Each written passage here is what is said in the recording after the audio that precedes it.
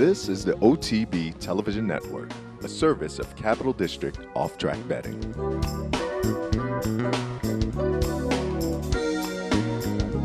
They're in the stretch. It's Easy Goer on the outside, getting clear now by 2. Sunday Silence remains in second. La Voyager on the rail is third. Easy Goer gets clear by 4. Sunday Silence remains in second.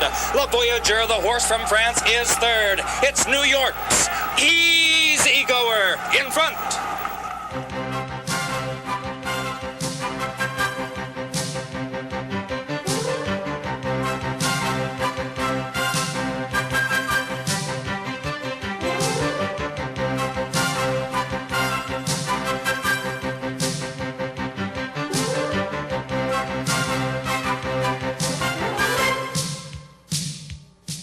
Good morning, everyone, and welcome to Down the Stretch. I'm Mark Asano. On this morning's show, we will preview next Saturday's Belmont Stakes with a foursome of special guests, beginning in just a moment with Victor Espinoza, the rider of California Chrome. A bit later on, Billy Gowan, the conditioner of Ride On Curlin, will join us. He will be followed by Mr. Dallas Stewart, the trainer of Commanding Curve, and finally Mr. Rick Violette, who's got Samraat. We will take a look back at Shared Belief's 3-year-old debut, and we will take a look at a trio of Belmont Stakes from the late 1990s. So all of that and much, much more if you stay with us for this, our May 31st edition of the program, which is being sponsored by Parting Glass Racing, Saratoga's original racing partnership. They've got Sanctify in today's 8th at Belmont. Visit them on the web at partingglassracing.com. Good morning once again, ladies and gentlemen. Before we get to Victor Espinoza, a very important note concerning next week's show. The Belmont Stakes Day edition of Down the Stretch next Saturday, June 7th, will begin an hour earlier. We will begin at 9 o'clock for that huge day of racing featuring 10 stakes, a half dozen grade ones, in addition to the Belmont, the Met Mile, and the Ogden Phipps. First post next Saturday at 11:35. Our first guest this morning has been pretty much flawless in both the Derby and the Preakness, and will be looking to make history next Saturday aboard California Chrome in the Belmont Stakes. We welcome in live via telephone from New York, Mr. Victor Espinoza. Victor, Mark Casano welcoming you to Down the Stretch.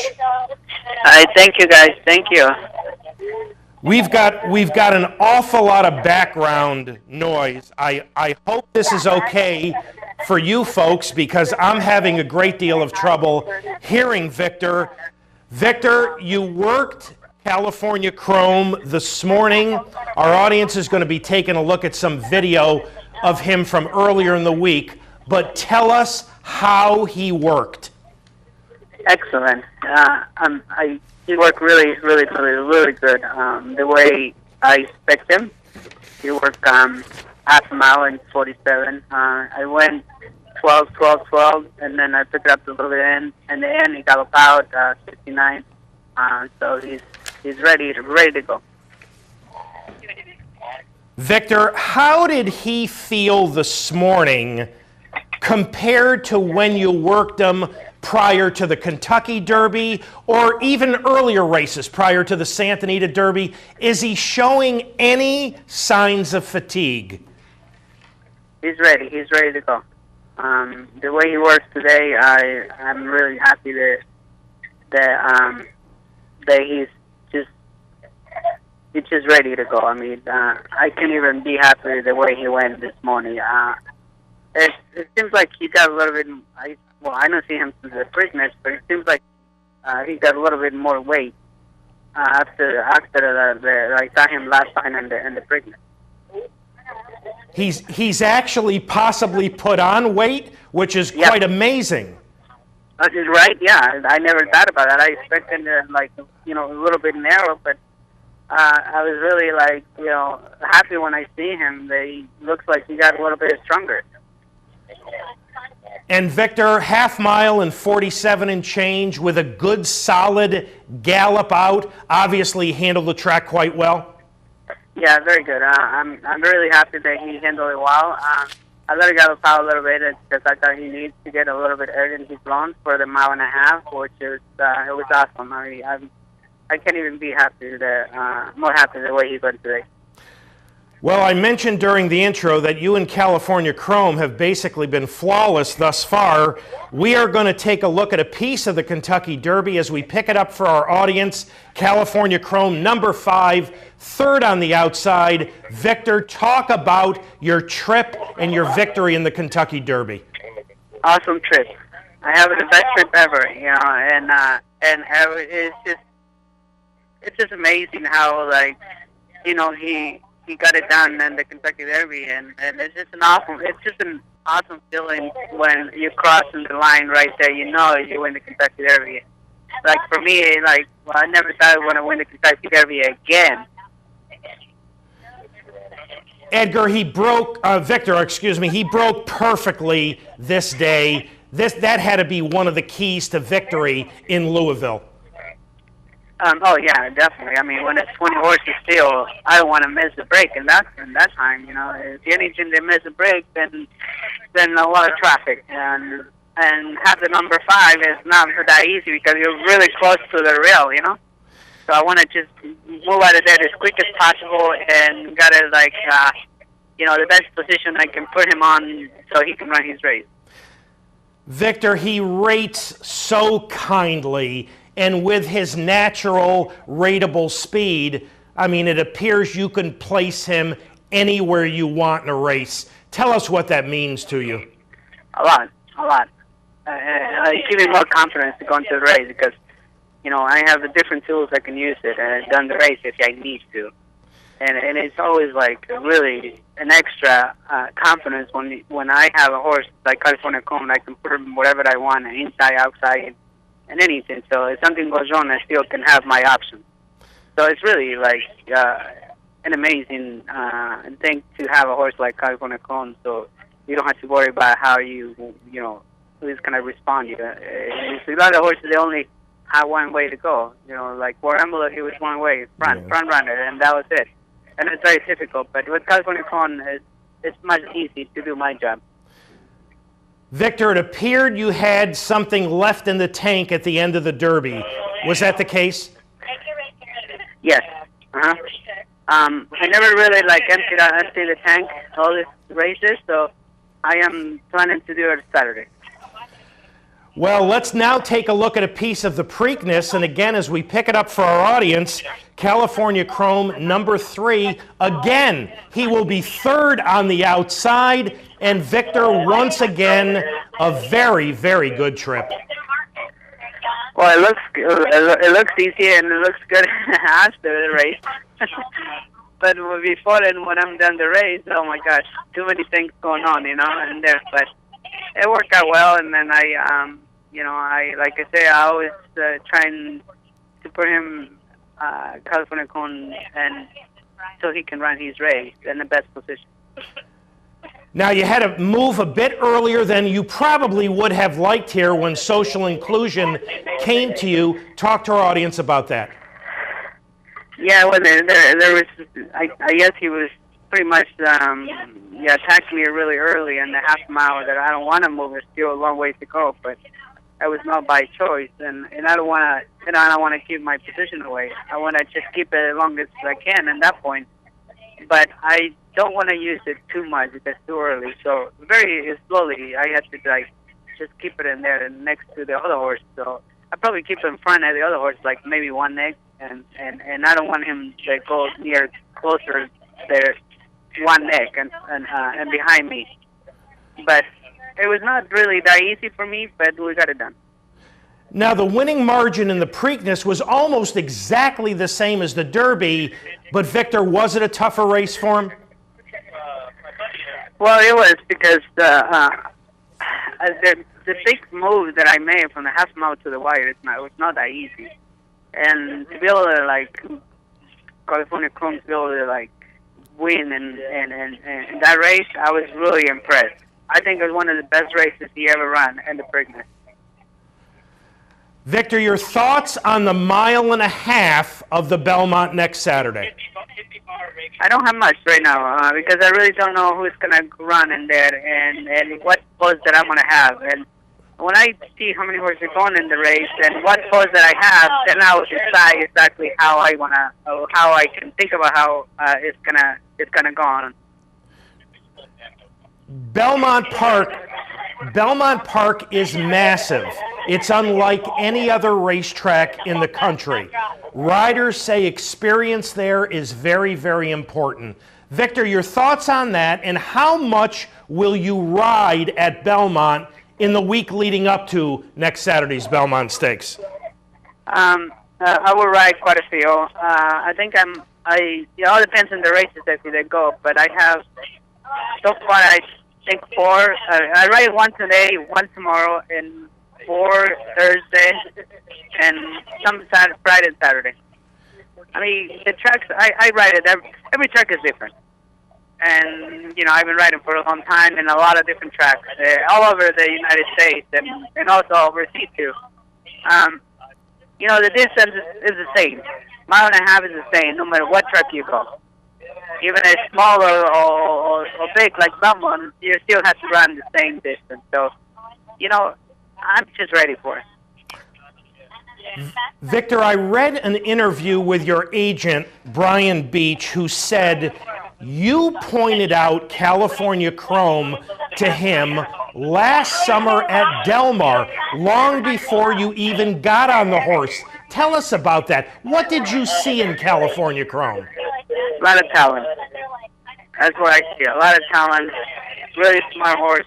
And I thought that if I can be on him, I can improve his talent. I can make him run different than where he was running. I mean, not always work out, but with California Chrome, it seems like everything went the way I thought and the way I see it in him before. Victor, how much has this colt matured? How much has he improved since the first time you rode him? Well, I think it's been the same. I mean, since when I win, he's an amazing horse.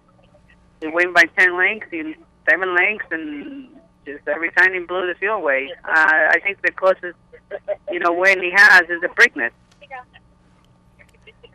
You went for the Triple Crown 12 years ago with War Emblem. Victor, did you realistically think you would ever be in this position again? Absolutely not. Never in a million years. I thought that I want to have a second chance. But I'm here and I'm ready to go again. Hopefully, I get it done. If the California Chrome come out good, and they can help me out to sort of, help him and done the race. So hopefully, with a little bit of luck. Victor, first of all congratulations on the successes with California Chrome. Great jobs in both the Derby and the Preakness, and we wish you all the best next Saturday in the Belmont Stakes. Thank you, and thank you for all you guys' support, okay? Thank you, Victor. Victor Espinoza, bye-bye. Ladies and gentlemen, and I apologize. I simply could not hear Victor very well at all. I hope you could. There was a tremendous amount of background noise. So hopefully you could get what you needed to get out of that interview with Victor. And one colt who California Chrome won't be facing in the Belmont Stakes is Intense Holiday, who has been retired. The Starlight Racing color bearer suffered a condylar fracture to his right front leg during a workout last week, and following surgery, the decision was made to retire him. Now, he'll be fine, but his racing career is over. Now, even without Intense Holiday, the Belmont figures to be a pretty good-sized field. Here's a look at the possible starters 1 week out. And a number of them work this morning over an extremely fast main track at Belmont. California Chrome got a half in 47-2 and galloped out very, very strongly. Social Inclusion went a half mile in 45 seconds. Now, was Social Inclusion preparing for the 1.5 miles of the Belmont or the 7 furlongs of the Woody Stevens? Tonalist from Christophe Clement worked 5/8 of a mile in 59 4/5. Medal Count at Churchill Downs worked 3/4 of a mile in a reported 1:10:3, which is just a sensational work. And General A-Rod, a troubled fourth in the Preakness, worked 5 furlongs in 1 1:05 and will now run in next Saturday's Belmont, and Rosie Napravnik will have the mount.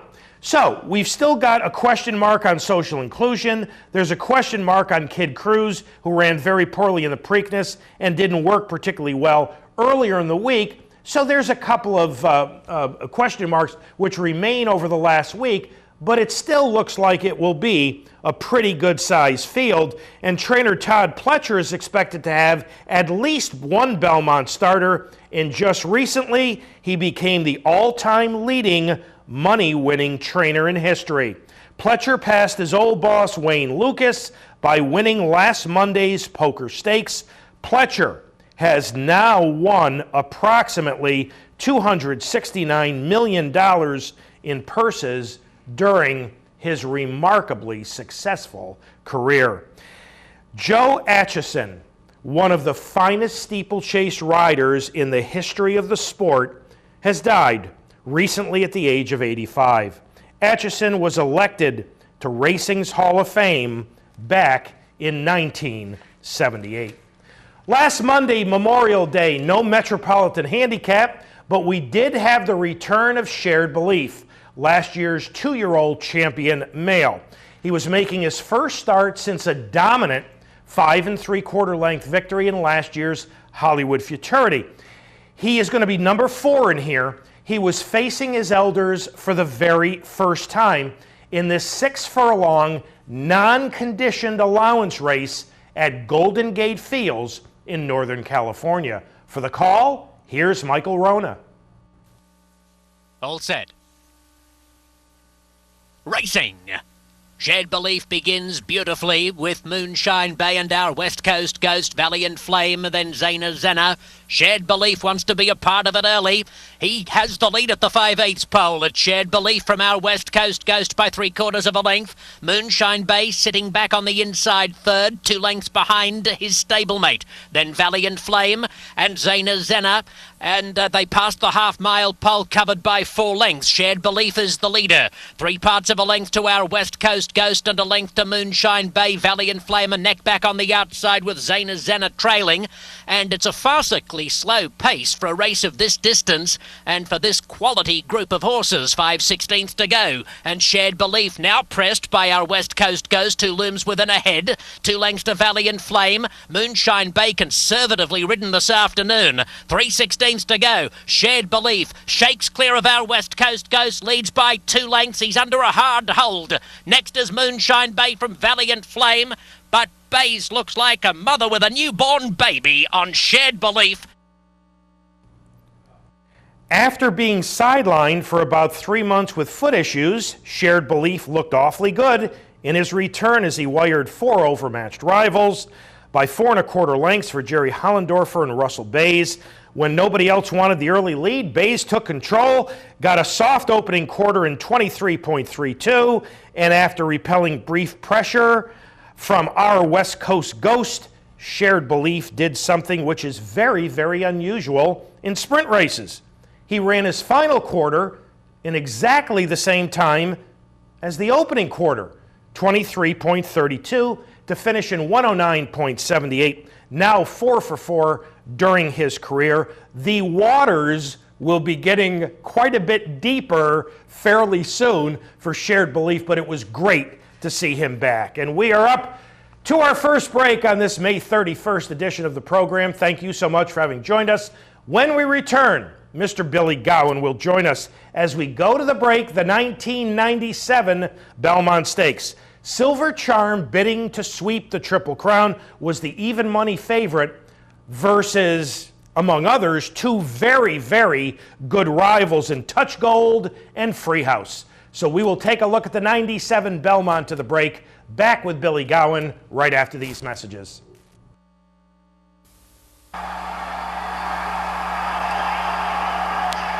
And they're off. in the 129th Belmont and Silver Charm's quest for the Triple Crown. And Silver Charm strikes out for the lead immediately. And Wild Rush is to his outside. Those two heading for the clubhouse turn together, and Wild Rush now clears Silver Charm. Gary Stevens guides Silver Charm to the outside. Touch Gold is opening on the inside, and Touch Gold now grabs the lead from his stablemate Wild Rush. Silver Charm off the rail and placed in third position. Freehouse is galloping along easily on the far outside, now advancing to be fourth. Then long shots, Irish Silence, followed by Mr. Energizer. It's a long way back, almost 8 or 9 lengths, back to Crypto Star, who trails the field. The opening quarter went in 23 and 3/5 seconds. Touch Gold, the leader, into the backstretch. Wild Rush is with him. The opening half mile in 49 and 1/5 seconds. The pace is very comfortable indeed with Touch Gold and Wild Rush. And now Gary Stevens is moving with Silver Charm, and Silver Charm makes the lead 6.5 furlongs out. But quickly Wild Rush moves to counter. It's Wild Rush, the leader, in front by a head. Silver Charm is right alongside him. Touch Gold, who led earlier, is running in third. And then Freehouse, the gray shadow of Silver Charm, down the backstretch. 5 lengths to Irish Silence, another 5 to Longshot Mr. Energizer, and Crypto Star is better than 20 lengths out of it with 5 furlongs to go. They've run 3 quarters in 1:13 and 4. The field moving into the far turn. It's still Wild Rush with a short lead. Silver Charm right there with them with a half mile to go. Freehouse is making his move as they round the far turn. Touch Gold is just in behind the lead. They're at the midway point on the turn. Wild Rush, Silver Charm, and Silver Charm has taken the lead as the field approaches the top of the stretch, but his arch rival Freehouse is right there to his outside. The stage is set. Touch Gold swings into action on the far outside. They're at the top of the stretch. It is Silver Charm, unwavering, holding on tenaciously to the lead. Freehouse is right there with him. Touch Gold driving on the outside in the final furlong. Silver Charm holding the lead. Here comes Touch Gold and Freehouse. Silver Charm has lost the lead, and Touch Gold will deny him the crown by a heartbreaking half length. Silver Charm, a crown denied, and Freehouse finishing third in a dramatic renewal of the Belmont Stakes.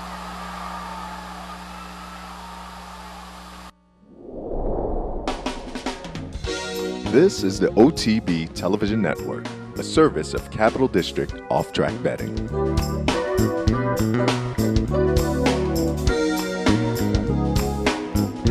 California Chrome has won the Preakness, and that elusive prize, the Triple Crown, awaits California Chrome in the Belmont Stakes.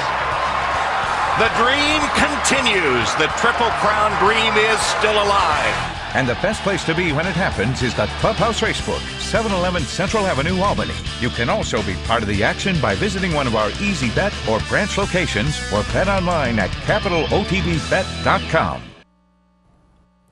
Welcome back to Down the Stretch, everyone. I'm Mark Asano. My thanks again to Victor Espinoza for having joined us.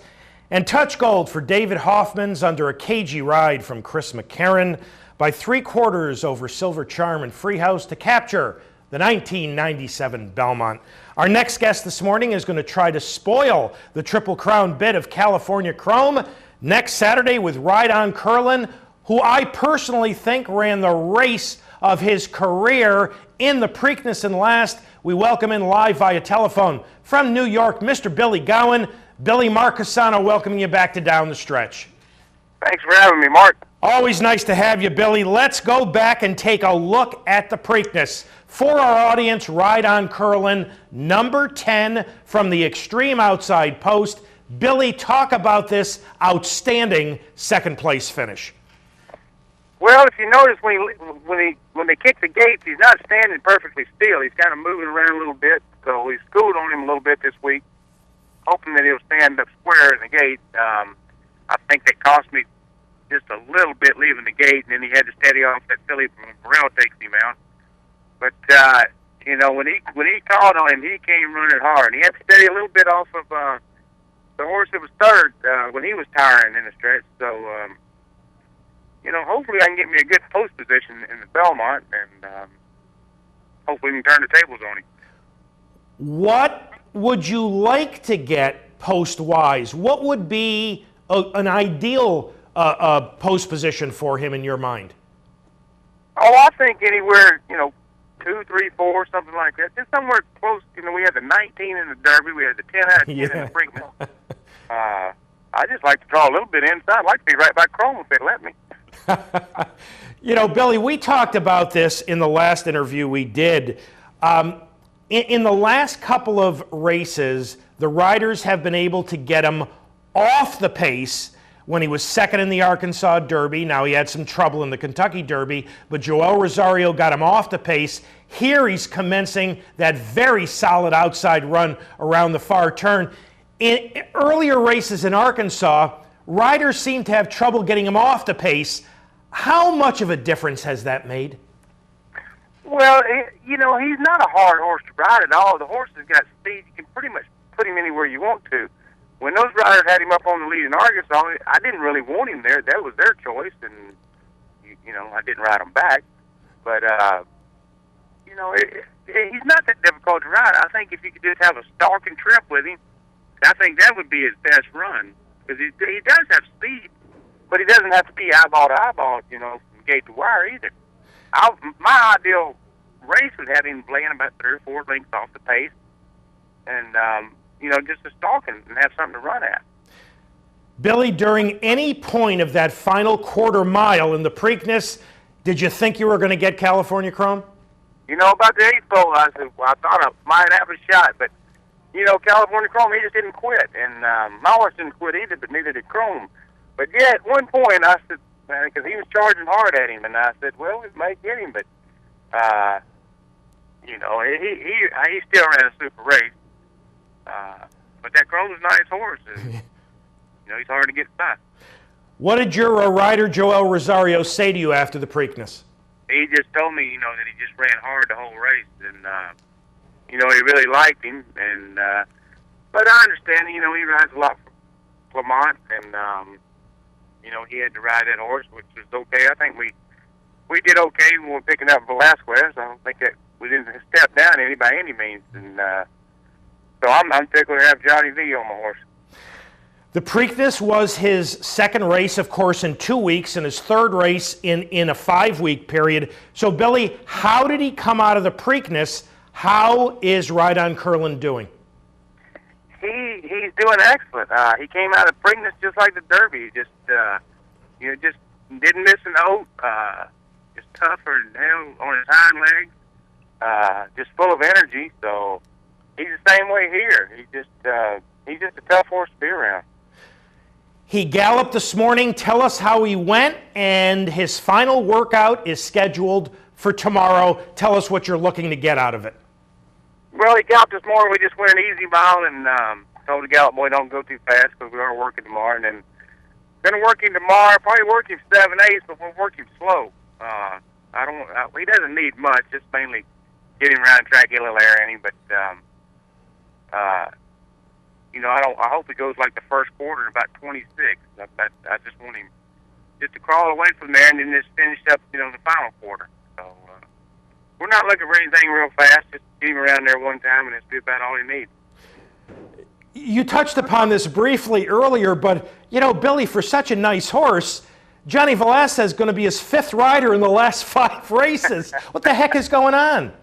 Well, we're an equal opportunity employer. We like to give everybody a chance. Now we had Johnny V, so like I said, I'm just glad to have him. But no, it's not as big a deal as to me. It's not a big a deal. They're sitting on a nice horse, and they call on him and call on him at the right time. I think they'll, think we've got a big shot of winning. Well, you faced California Chrome twice now. What do you think of him? Well, I think he's an awful nice horse. I'm in the barn with him, so I've been watching him every day, and he looks pretty tough to me. He's kind of like my horse. He doesn't miss a note, and he stays down, and it's just good horses, and it's been fun being around him, and making a run with him. Hopefully, we can run down the lane again next Saturday, and hopefully I can turn the tables on him. How do you beat him next Saturday, Billy? Well, I keep grinding to him, I guess, and hope he backs up a little bit. That looks like the only way to beat him. But he put in awful good work this morning, so he's going to be tough to beat again. Well, Billy, first of all congratulations on the successes with Ride On Curlin. Just a terrific second in the Preakness. We wish you the best next Saturday in the Belmont, and thank you again for having joined us this morning on Down the Stretch. Well, thanks for having me. Thank you, Billy. Bronco Billy Gowan, ladies and gentlemen, this colt is getting awfully good, and we are up to our next break. When we return, Mr. Dallas Stewart will join us as we go to the break. The 1998 Belmont, number 8, Real Quiet, bidding for the Triple Crown, was the 4-5 favorite. So we'll take a look at the 98 Belmont to the break. Back with Dallas Stewart right after these messages. And they're off in the 130th Belmont Stakes. And Real Quiet's run for a Triple Crown. He came away to an uneventful start, and it is Cholito, as expected, who is going out for the early lead. For the outside, Raffy's Majesty is showing some speed today. Grand Slam is 3 wide and running in 3rd position. Limit Out runs up close to the pace in 4th, and Real Quiet's not too far away from the early lead. He's in behind horses running in 5th position. Yarrow Bray is just to his outside.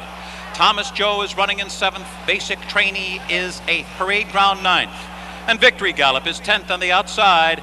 The early trailer is Classic Cat as the field makes their way toward that long run down the Belmont backstretch. And it's Cholito, and he's breezing along through a quarter that went in 23 3/5 seconds. And a 48 3 opening half mile. The pace here is slow to develop. Grand Slam second on the outside. Limit Out has running room at the rail. Right up there running in 3rd. Yarrow Bray is 4th. Raffy's Majesty is running in 5th position.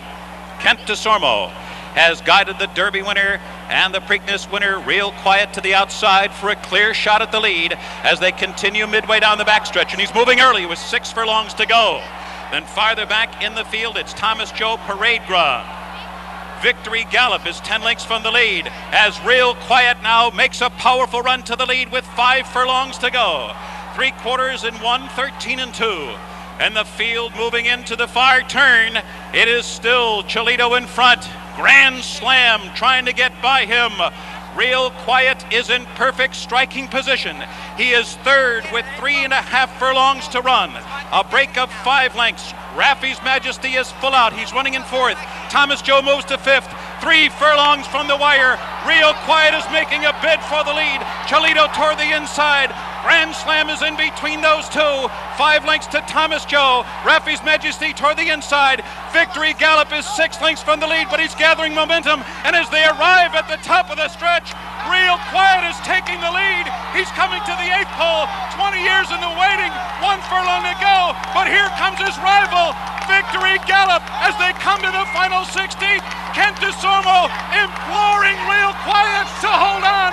Victory Gallop, a final surge. It's going to be very close. Here's the wire. It's too close to call. Was it Real Quiet or was it Victory Gallop? A picture is worth 1,000 words. This photo is worth $5 million. Oh no. History in the waiting, on hold till we get that photo finish.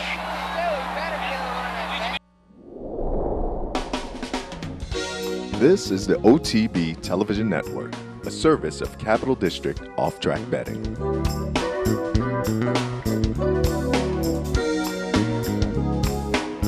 The big day is here. You've told everybody. You've dressed the part. Your heart is pounding in your chest. Your horse is rolling down the stretch. He's coming. He's closing. He's the winner!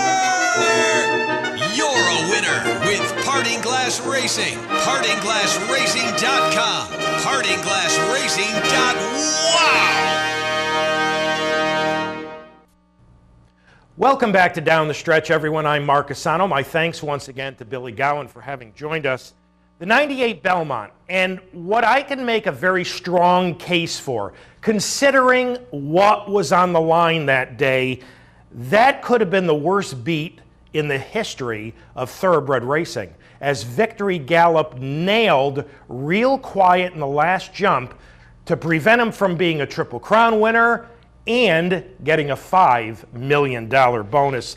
Our next guest will attempt to derail California Chrome's Triple Crown attempt next Saturday in the Belmont with a Kentucky Derby runner-up Commanding Curve. Joining us live via telephone from New York, Mr. Dallas Stewart. Dallas, Mark Casano welcoming you back to Down the Stretch. Thanks for having me, sir.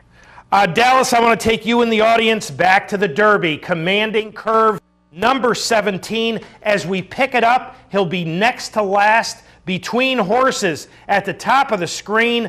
Dallas, talk about this big effort. Yeah, it was. It was a great effort. You know, we just got outrun, so, he beat us fair and square. So we're hoping the extra quarter will make the difference for her. Sean, I thought Sean Beringermahan did a terrific job for you in here. Yes, sir. Absolutely. You sure did. You know, Dallas, when we spoke with you the morning of the Louisiana Derby, it sounded to me, and listen, I could be wrong, but it sounded to me like you felt Commanding Curve might need a little bit of time, maybe to the summer, to find himself and show his very best. Did this big effort in the Derby surprise you at all? No, I thought he would run really, really well. He trained well for the Derby, and I just felt like later on in the summer, it being a big, strong colt, that he's going to, mature and find himself like he's a pretty quiet horse, but he's starting to get more with it as time goes on. Dallas, how did he come out of that big effort in the Kentucky Derby? How's he been training? He's doing very well. Comparing him to Golden Soul, the previous year, I was only able to work him one time because he had lost some weight, Golden Soul did. And this colt has held his weight. He's held his strength, and looks like he's put muscle on. And, we're very happy with him. He's worked twice already, so he'll get a workout over Belmont tomorrow. And, we feel like we're on track. How far will he go in that workout tomorrow, and what are you looking for? What are you trying to get out of it? Yeah, about a half to 5/8 and maintenance, a little on the solid maintenance side, maybe 102 or 49, right up in that area, be just fine. Dallas, have you seen much of a change in Commanding Curve mentally, physically, over the past couple of months? Yeah, I think he's starting to get more with it because he was kind of a big, quiet type colt. I think that the time has really been a benefit to him. He obviously came from quite far back in the Derby. What kind of a trip do you expect for him in the Belmont? Would you expect him to be substantially closer to the early pace? Well, I had a good talk with Sean, and just asked him how he thought it would play out. And, we kind of talked a little bit, and he, we kind of agreed that we got to be, somewhere in the hunt. And then at the 8th pole, we definitely need to be where we want to be. So we'll just have to see if it goes like that. If not, we'll just have to ride him the best he can. You've had a chance to watch California Chrome in the first 2 legs of the Triple Crown. Dallas, tell us, what did you think of California Chrome coming into the Kentucky Derby, and what do you think about him now?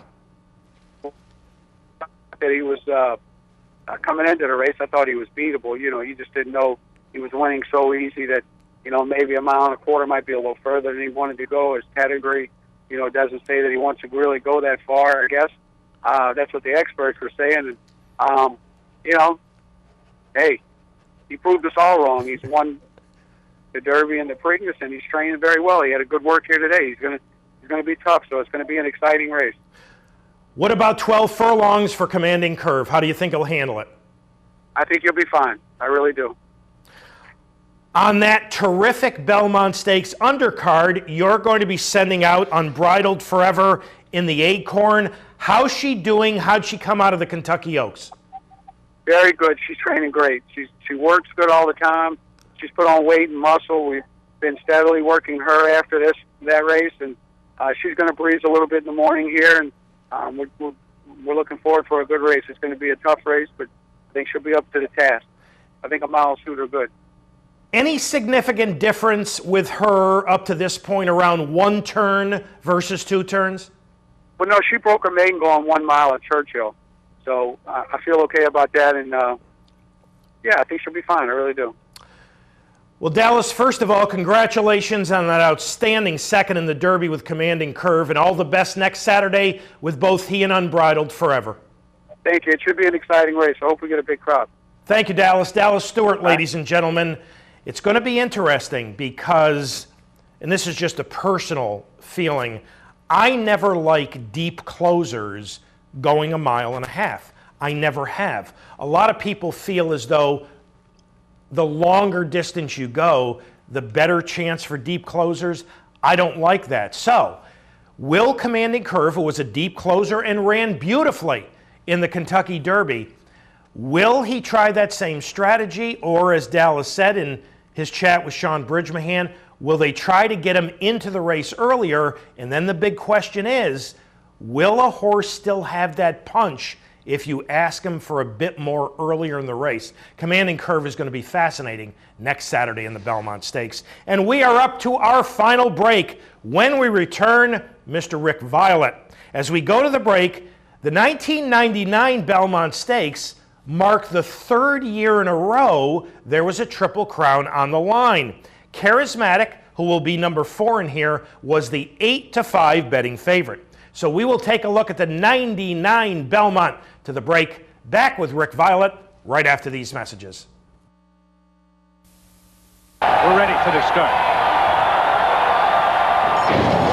And they're off in the Belmont Stakes, and Best of Luck was off a step slowly, as was Pineapple, and Charismatic gets away cleanly as they run to the first turn. Menifee surprisingly on the outside, along with Stephen Got Even showing early speed. Charismatic and the filly Silver Bullet Day at the rail. They're at the clubhouse turn, and it's Silver Bullet Day with the red cap leading it, and the Derby winner on the outside. It's Charismatic now putting ahead in front. It's the Lady and the Champ up front. Charismatic on the outside, and Silver Bullet Day races in the second spot. On the outside with the red colors, Stephen Got Even is in 3rd position. Moving through on the inside, that's Vision and Verse as they race down the backstretch. The first quarter was in 23-3. They straighten away for the run down the backstretch, and it's Silver Bullet Day on the inside, in front by a head. Charismatic going for the Triple Crown is second, and Stephen Got Even inching up on the outside 3rd. Prime Directive with the red blinkers is 4th, and along the inside, Vision and Verse is 5th at this point. Then comes Menifee, who has been shuffled back into 6th position. Lemon Drop Kid is next. After that, it's Patience Game. Teletable, 2.5 back to Adonis. And far back, it's Best of Luck. And far, far back, and having lost touch with the field, Pineapple. They go to the far turn, and Silver Bullet Day leads it by half a length easily. Jerry Bailey aboard. Charismatic is second, and on the outside, Stephen Got Even. And just behind those, in the black cap, Vision and Verse saving ground on the inside as they reach the midway point on the turn. Adonis is 5th at this point. Lemon Drop Kid is 6th. Menifee is 7th as they move to the top of the stretch. It's the filly Silver Bullet Day on the rail in front. Between horses, Charismatic trying for the Triple Crown. On the outside, Stephen Got Even. Adonis, and here on the extreme outside comes Lemon Drop Kid. At the rail, in the white blinkers, Vision and Verse. Now 5 of them, and Charismatic takes the lead. Charismatic between horses, but on the outside, there goes Lemon Drop Kid just rushing to contention. Lemon Drop Kid, and on the inside, Vision and Verse. Lemon Drop Kid on the outside, Vision and Verse. Charismatic is beaten. Here's the finish. It's going to be tight. Lemon Drop Kid, I believe, held on to win it by a head. Trained by Scotty Schulhofer. Ridden by Jose Santos. This is the OTB Television Network, a service of Capital District Off-Track Betting.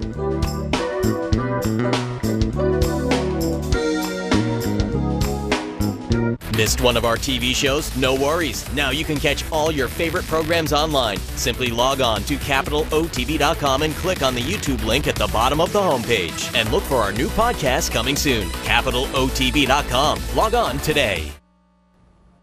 Welcome back to Down the Stretch, everyone. I'm Mark Asano. My thanks to Dallas Stewart once again for having joined us, and Lemon Drop Kid for the late Scotty Schulhofer. Jose Santos holds on by a head over Vision and Verse with Charismatic back in third. Our final guest this morning, well, next Saturday, he will be sending out the very consistent Samraat in an attempt to spoil California Chrome's Triple Crown bid. We welcome in live via telephone from New York, Mr. Rick Violette. Rick, Mark Casano welcoming you back to the show. Glad to be back, Mark. Nice to have you as always. Rick, I would like to begin by taking you and the audience back to the Kentucky Derby. For our audience, Samraat, number 6 in here. Rick, talk about this effort, if you would. Well, it's kind of a typical effort for Samraat. He really ran his eyeballs out. We were the only one to be on the pace besides California Chrome that kind of was around there at the end. The track was a little funky that day. It was probably dead. I know everybody was a little bit excited after the race. There was only a 97 buyer that won it, but I think the Preakness showed that those same horses, including California Chrome, can run much faster. And a lot of times the track surface has a lot to do with how fast you do it. So I thought, we were in a good position. We were in the clear. When California Chrome started to make his move, we kind of lapped on him from the half-mile pole around the turn. Actually, looking from the blimp view, we actually got ahead in front as they straightened the home, and certainly the hair on my back of my neck stood up, and got to get a little excited for a little while, and then we kind of grinded home, got nosed out at the wire by Wicked Strong. And fifth, beaten 5.5 lengths or thereabouts. And but when they run hard, when you're in the game, when you just didn't go just to show up and get a table, all those things, we were very, very proud of him, and he came out of the race in terrific shape. Yeah, and you were in the game, Rick. You were outside of California Chrome throughout. Were you pleased with not only Jose's ride, but the amount of pressure and when he applied it to California Chrome? He looked like he rode a very fine race. He did. I don't think we would. There was only one option and he chose it. And we talked about it when he came back. Yeah, he could have tucked in behind California Chrome going into the first turn, and he chose not to. We'd been in the clear in a number of other races, and that seemed to work out. So, we were just discussing. It wasn't even second guessing. I thought he rode a very, very good race. The first thing you need from a rider is to give the horse a chance. At some point, it's the horse's responsibility to be good enough. And the worst thing is when you don't get a chance to run and you don't know where you would have been if it weren't for bad luck or a bad trip. We had every opportunity, and even after the race, Espinoza said basically we were the horse he was worried about around the turn because he couldn't shake us. And usually when he makes his run, he kind of puts a little distance on the turn between horses making a run with him. So, Samraat's a terrific horse. And we're very, very glad to have him. All right, how did he come out of the Derby? I know he trained this morning. Talk about that. How did he work? He worked great. I mean, he came out of the Derby. He ate up that night, which kind of shocked me. He's a good doer. He's not a ravenous doer, and he ate up the night of the Derby, which was pretty cool. And today he had his last prep for the Belmont, and he worked spectacularly. Absolutely by design. Last week we had our little prep race breeze. We went over to Belmont and went a mile in 41 and change, and went the last half in 48 flat.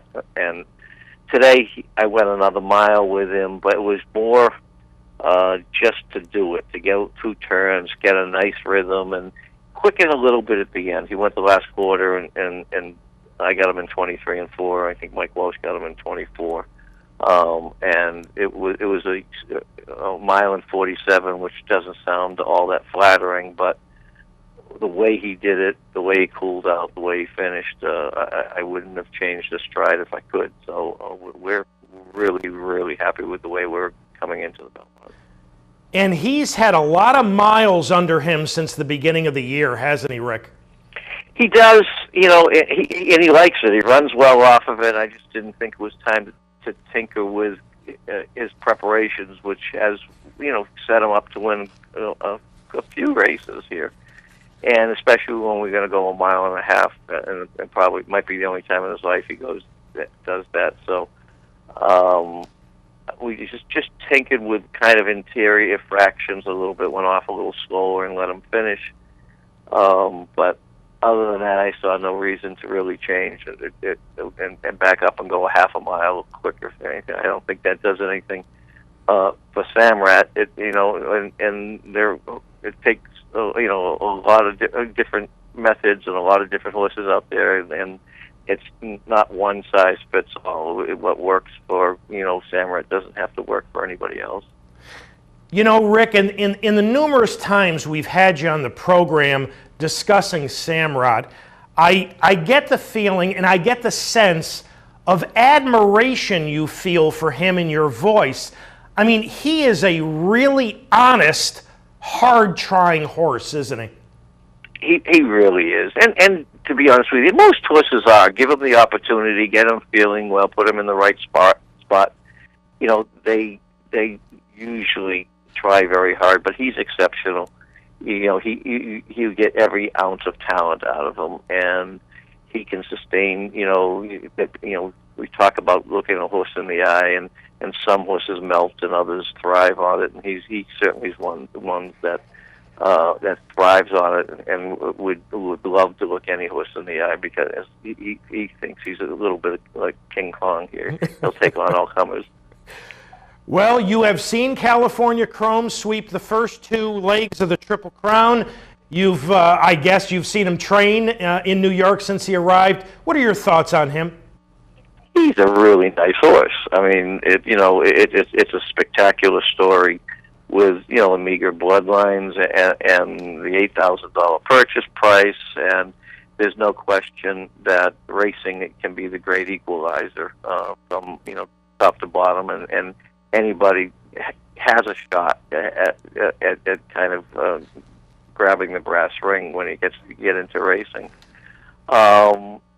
He's exceptional. Art Sherman's a really good guy. He's done a terrific job, but he's got a big target on his back, and Woody Stevens used to say the buildings get pretty high when you cross the Hudson. So I'm hoping he's right. Well, Rick, before we let you go, later today you're going to be sending out your nice turf filly, Effie Trinket, in the Mount Vernon at Belmont. Going to take a look at a piece of her last start. This was the Distaff Turf Mile on Derby Day at Churchill. She's number 8, third as we pick it up. Talk about her, if you would. Well, she's maybe a female version of Samraat. She shows up every time. She loves her job. She loves to train in the morning, and in the afternoon she puts her game face on, and she just wants to get to the wire for us. She's just a very, very special filly. And the race at Churchill, we were pretty compromised by post position, wide. There wasn't a lot of help with the speed up front. The pace was pretty tepid, and she still ran very well. Got beat 2.5 lengths, and she got beat a length and a half in another grade 2 at Gulfstream prior to that. So she took on some pretty nice fillies, beat a bunch of them,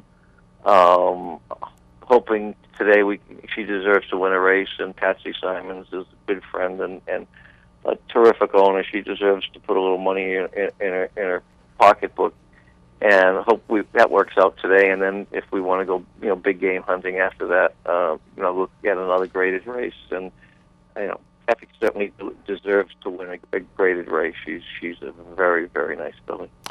Rick, as always, we appreciate your time. Thank you so much for having joined us this morning on Down the Stretch. All the best with Effie later on in the Mount Vernon, and all the best with Samraat next Saturday in the Belmont. My pleasure, Mark. Thanks for having me. Thank you, Rick Violette, ladies and gentlemen. And now let's quickly take a look again at the possible field for next Saturday's Belmont. We had an addition earlier this morning when General A-Rod, they have decided to run him, he being a troubled fourth in the Preakness. General A-Rod will run, and Rosie Napravnik will ride next Saturday in the Belmont. As I mentioned earlier, a couple of question marks. Social inclusion, will he go in the Belmont? Will he go in the Woody Stevens? You know, he worked very, very fast this morning. And he may, in fact, end up going in the Woody Stevens. But you got to remember something, folks. A horse like Risen Star, who won the Belmont by a pole, worked extremely fast just before he won his Belmont. So just because social inclusion worked extremely fast doesn't necessarily mean he's got to go in the Woody Stevens. But he's a question mark. Kid Cruz, a question mark. But the likelihood of a pretty good-sized field for next Saturday's Belmont. And speaking of next Saturday, there's a major programming note for us concerning next Saturday's show, the Belmont Stakes Day edition of Down the Stretch. Saturday, June 7th, will begin an hour earlier. We will begin at 9 a.m. What a day of racing. 10 stakes, a half dozen grade ones. In addition to the Belmont, you've got the Met Mile featuring last year's Belmont winner, Palace Malice. You've got the Ogden Phipps. How about the possibility, as long as they stay healthy for another week, of Beholder, Princess of Silmar, and Close Hatches? That's not too shabby. $8 million in purses, first post next Saturday, 11:35. So remember, we are on the air 1 hour earlier at 9 o'clock. Time to thank all the folks who helped get this week's show on the air here at the studios at the Clubhouse Racebook in Albany. Our associate producer, Julie Hoxie. Great job arranging those 4 interviews. Brian Dorenzo. Back in the control room in Schenectady, Pat Peretta directed, Landis Burgess on audio. And thanks to all of our guests, Victor Espinoza, Billy Gowan, Dallas Stewart, and Rick Violette. Ladies and gentlemen, have a wonderful weekend. Enjoy all the racing action from coast to coast. And I want to thank our sponsor, Parting Glass Racing, Saratoga's original racing partnership. They've got Sanctify in this afternoon's 8th at Belmont. Visit them on the web at partingglassracing.com. So, have a wonderful weekend. Enjoy the racing action from coast to coast here at Capitol. Have a wonderful upcoming week. And from all of us here at Down the Stretch, we'll see you next week at 9 o'clock.